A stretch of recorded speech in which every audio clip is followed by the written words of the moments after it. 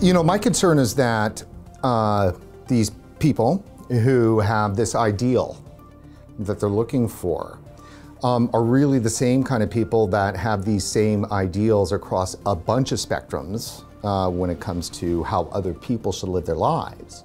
And they're really trying to make a better society. They're trying to make a better man, right? And isn't social engineering proved to be a disaster? And is this not social engineering? Maybe you're getting out of my level of expertise, but I think, you know, in public health in general, we try to set up situations and policies that direct people to a healthier life. And often that includes trying to restrict them from not having a healthy life. So whether it's massive soft drinks at corner stores, I mean, that got a lot of publicity in New York. I mean, from a public health point of view, I think it's tragic seeing a 15-year-old buying a 24-ounce big gulp of Coke. I don't think that's good for them to do that. Now, how we actually put in those restrictions is complicated and often backfires. So I think it's much more likely to succeed if it's based on education rather than prohibition. So we really need to get the word out there, try to educate people, make buying a 24-ounce big gulp socially kind of unacceptable. So that's a kind of way, rather than saying we're going to ban the sale of these kind of things, because we know prohibition. So demonize, but don't restrict. Well, demonize, but just by giving people the clear goods. They can still make their decision, but at least give them the opportunity to make an informed decision. So am I hearing then that demonization is an actual recognized tool in the kit of public health? Oh, well, cigarette smoking is certainly a great example, right? Sure, and then by like big gulps and like, you know, it's an actual part of the toolkit, isn't it? Oh, yeah.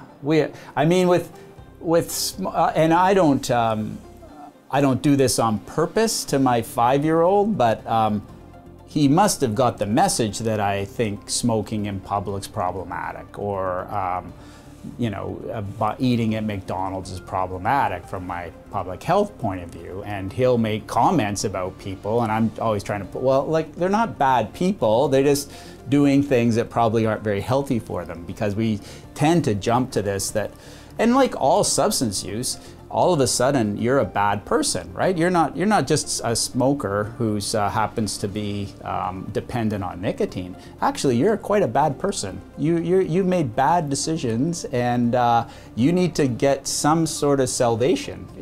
So let's bring that up then, because the contradiction is that at the same time that the full demonization of nicotine and vaping is happening in our country, we also have made cannabis legal. Yeah. So not all substances are demonized. Oh, go figure, huh? So I think that's the contradiction there, isn't it? Huge contradiction. That at the same time that vaping and nicotine are all of a sudden under this huge demonization glare, even after it's become legal, we've made cannabis legal. But I think the fascinating thing, what will happen with cannabis if we continue on the route we're going, is it will not be smoking cannabis. So that's still quite demonized. So people that are interested in using cannabis are still unlikely to stand outside of a building and hoot on a big, you know, big joint. I mean, that's just still not socially that acceptable outside of certain areas. But it's celebrated though. Every provincial website. But once if you put that in drinks, which the industry is going for, if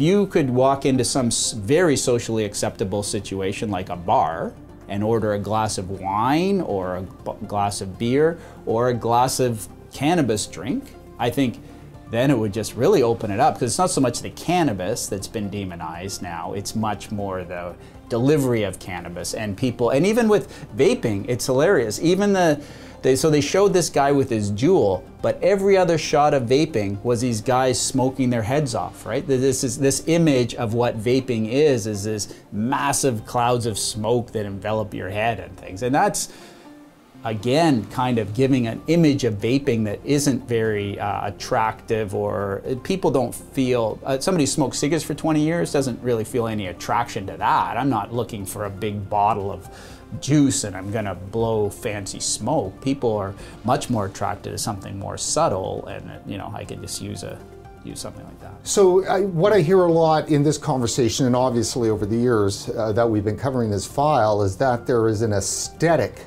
disgust that public health people have towards this behavior, whereas sometimes it's described about the use of the drug, but that can't be the case in Canada because cannabis is a drug, right? And no matter how the government might want to call it an effect, it's a high, you know, it's a high. You're altering your state.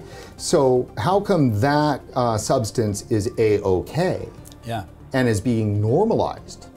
I mean, is normalized. Whereas the nicotine, it's going to harm your brain and make you brain damage, and it's disgusting. There's huge paradoxes about that. I really think that the people's arguments kind of fall apart when you bring up those kind of similarities. It is clearly an ideological driven thing that has really no basis on what we're doing with other substances. That, you know, looking back on, and I was really a proponent of cannabis legalization a long time ago, but it wasn't so that more people would use cannabis or that we'd be promoting it as a normalized thing. It was because, you know, 20-year-olds were ending up with jail sentences for selling cannabis. I mean, that was a ridiculous kind of approach to how we do it. And I think, you know, slowly we're trying to educate people about cannabis. So a lot of now it's legalized, a lot of the public health effort is, there's still a fear-based thing out there. So that, you know, I think if you, and I've been quite involved in some of these conversations. I'm helping to organize a Canadian meeting about this next month, actually. But there's still a lot of messaging out there from public health that cannabis is still bad. Like this is still, in some people are still putting the alarm bells on that we've way overshot. This is not a safe product. People youth should not be using it. All this discussion, you know, should we make the age limit 21 or 25? I think this Canadian Medical Association was promoting 25. Well, you know, when you're missing 60% of the users, it doesn't make that much sense. You haven't really legalized it then. So but there's still a lot out there that is trying to make the use of cannabis even still very dangerous and make it a public health crisis.